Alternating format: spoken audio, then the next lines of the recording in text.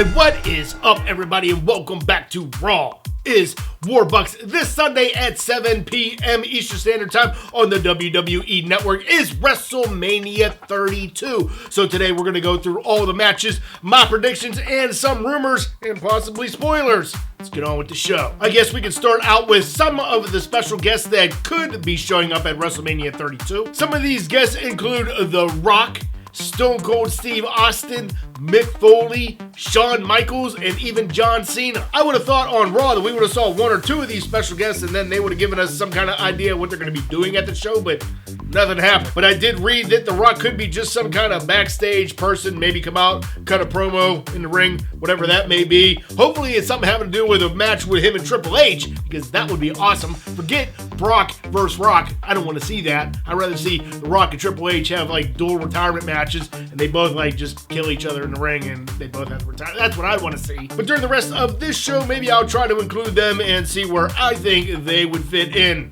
Other than that, let's move on. All right, now let's talk about the kickoff show that's going to be starting at 5 p.m. Eastern Standard Time. Yes, a 2-hour kickoff show that's going to include these 3 matches. The first one is going to be the Usos versus the Dudley Boyz. I feel bad for both of these teams because I think that they deserve much better than the kickoff show. And then we're going to have the matchup of the Total Divas, which is Brie, Bella, Paige, Natayla, Foxy, and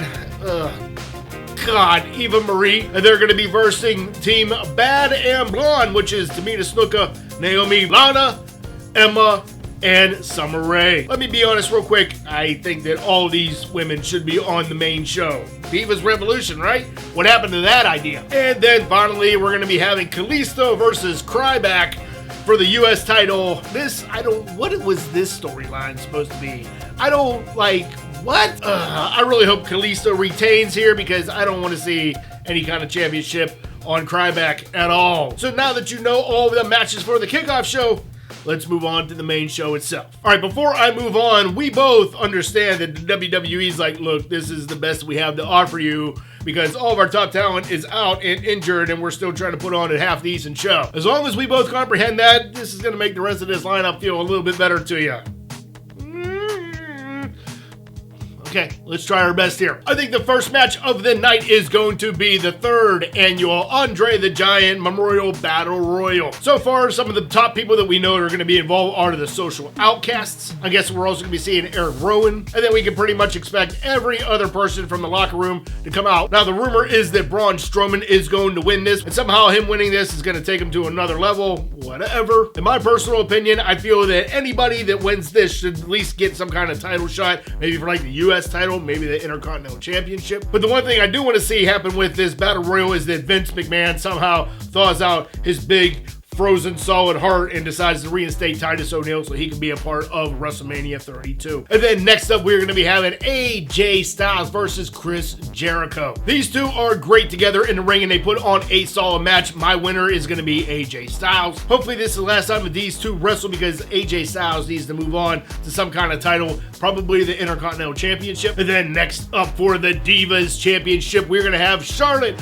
versus Becky Lynch versus Sasha Banks. Do we even need to go into detail on this match? 1, we know it's going to be awesome, and 2, we know that Sasha Banks is going to win. Thank God. I truly, truly hate Charlotte, and I love that I hate her because that means she's doing her job as a wonderful heel. At this point in time, I wouldn't care if they put the Divas title on Michael Cole. I just don't want Charlotte to have it. I would not be surprised if this is one of the better matches of the night, and hopefully it is. And hopefully Sasha has a pretty awesome entrance, and from what I've read, she's gonna get introduced by her cousin, Uncle Snoop Dogg. That should be interesting. And then in probably the most disappointing match of the night, in my opinion, because there's no title on the line, it's going to be the New Day versus the League of Nations. Why, oh why, is the title not being defended in this match? I think the winner of this match is going to be the New Day. Actually, it doesn't even matter if they win or lose because, again, the title isn't on the line. And then on to the Intercontinental Championship match of the night. We're going to be having Kevin Owens versus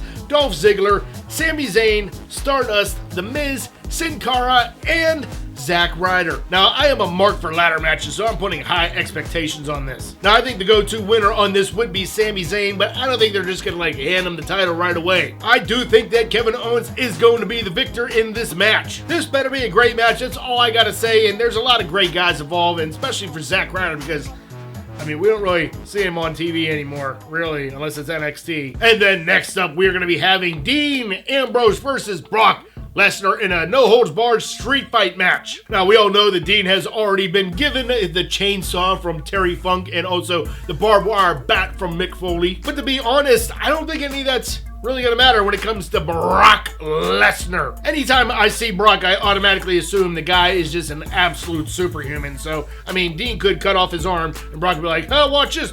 It just grows one back. I don't see Dean winning this match, but I do expect the WWE to break the PG rules on this and just let them go balls to the wall and blood everywhere. Dean has been in these kind of matches before, and this is no big deal to him. I do think this is going to be one of the show-stealing matches of the night. Hopefully, it's going to have some kind of special referee, maybe Mick Foley. That would kind of make sense to me.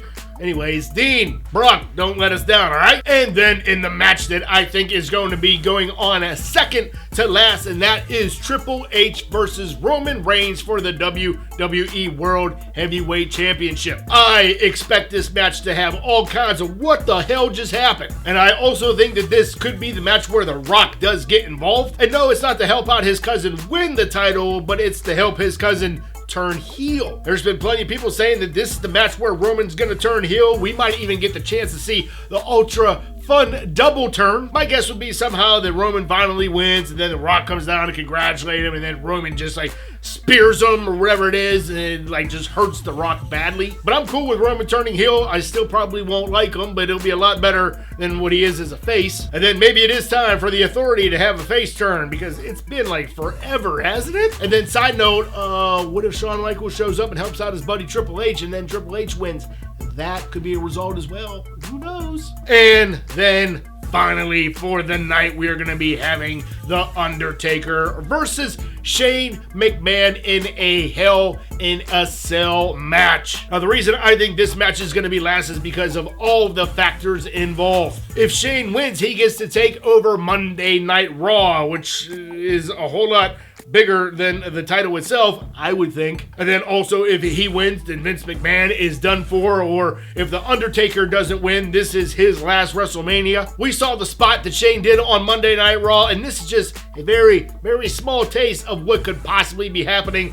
Probably gonna be I see people just hanging from the ceiling of the Hell in a Cell, on top of the Hell in a Cell, probably getting thrown 14 freaking rows from the Hell in a Cell. But I can see this match having some kind of weird swerve ending, maybe Stone Cold's gonna get involved. All I know is I'm looking forward most to this match. It should be absolutely awesome. If any of you remember Shane McMahon when he was in the ring, he was insane, literally insane, Dean Ambrose insane. Now, if you think about it, I don't see Shane beating The Undertaker because how can all these other people not beat The Undertaker except Brock Lesnar, and then Shane comes along who hasn't been here in the ring for forever, and then he just beats The Undertaker? Not gonna happen. But if Shane does win, I do see him being we are not gonna fire The Undertaker because that's not what's best for business. I think this match is gonna be all kinds of awesome, and I'm gonna be sitting on the edge of my seat. All right, guys, that's gonna be today's show. Don't forget to leave a comment on the question of the day, which is, what match are you looking forward to most?